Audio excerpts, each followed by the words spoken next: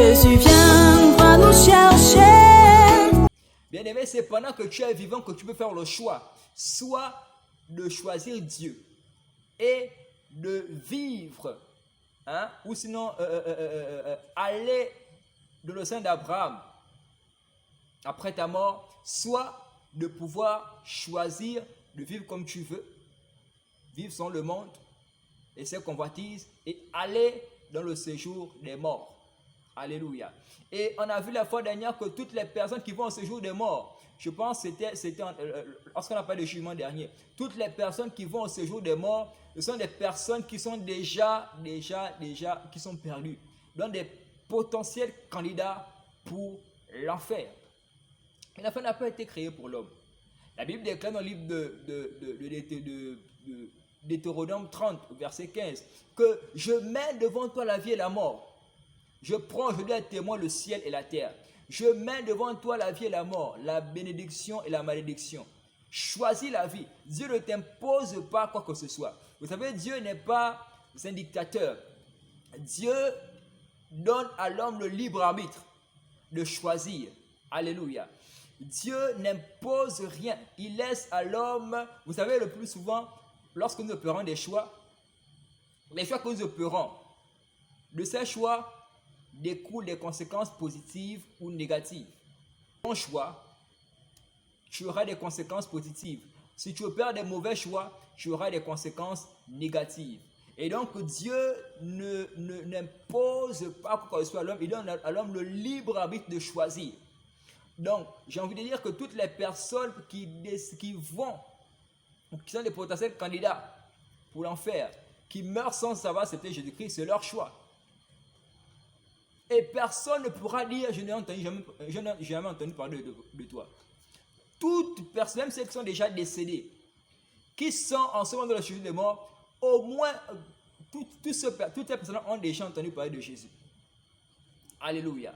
Et je profite également de te dire, vous savez, Apocalypse chapitre 3, verset 20 dit que je me tiens à la porte et je frappe. Et j'ai expliqué la fois dernière que la porte dont il est question ici, ce n'est pas la porte, la porte physique que nous connaissons, c'est la porte du cœur. Il dit, je me tiens à la porte et je frappe.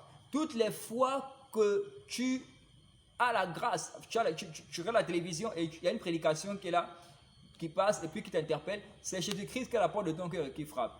Toutes les fois que, voilà, je sais pas, tu te balades et quelqu'un vient vers toi pour te parler de Jésus, c'est Jésus-Christ qui est à ta porte et qui frappe. Je suis en train de enregistrer une vidéo, je donne des enseignements, c'est Jésus-Christ qui est à la porte de ton cœur et qui frappe. La Bible dit que si tu ouvres la porte, il va entrer et il va te donner sa vie. Alléluia. Il dit, je me tiens à la porte et je frappe.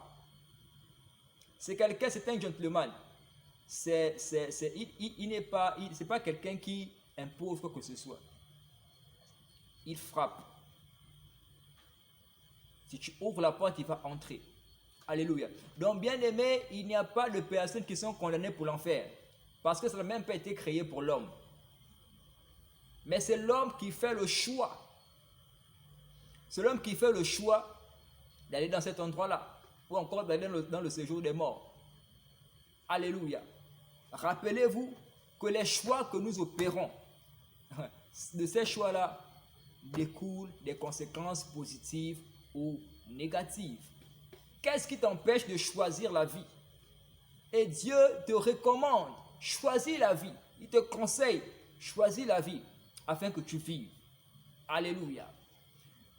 Toi qui m'écoutes maintenant, j'aimerais te dire ceci. Jésus-Christ t'aime et il te recommande de choisir la vie afin que tu vives. Parce que contrairement à ce que beaucoup croient, et à ce que tu crois même, l'enfer existe bel et bien. Ça n'a pas été créé pour toi, mais si tu fais le choix, malgré qu'on te prêche la parole de Dieu, malgré que tu écoutes la parole de Dieu et que tu fais le choix, malgré ça, de ne pas croire en Jésus et de vivre ta vie comme tu veux, là, tu seras un potentiel candidat pour l'enfer. Alléluia. Donc l'enfer n'a pas été créé pour l'homme. Tout au contraire, Dieu aime l'homme. Tu n'as pas encore accepté Jésus. Je ne suis pas venu apporter un message de condamnation. Non.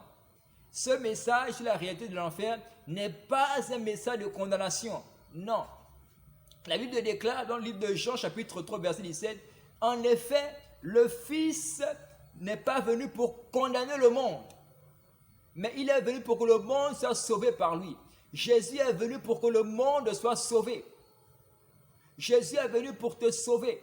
Il est venu pour que tu ne puisses pas aller aussi dans cet endroit de souffrance, appelé le séjour des morts. Cet endroit où est allé le riche.